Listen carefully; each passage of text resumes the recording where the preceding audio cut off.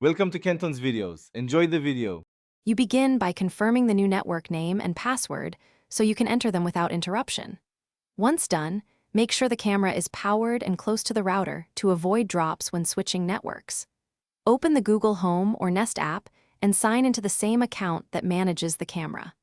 You need the app because Nest devices pair through it.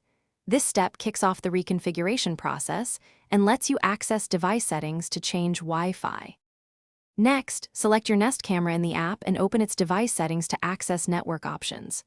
Tap the Wi-Fi section and either forget the current network or choose Change Network if available. This forces the camera into setup mode. Follow the app prompts exactly. Pick the new SSID, type the password, and confirm. You'll often see a progress indicator while the camera connects. Stay in the app and keep the camera powered until the app reports a successful connection. After the app shows the camera connected, verify you can view live video and recent events to confirm full functionality. If it fails, first restart the camera and router, then retry the network change. Simple power cycling often clears issues.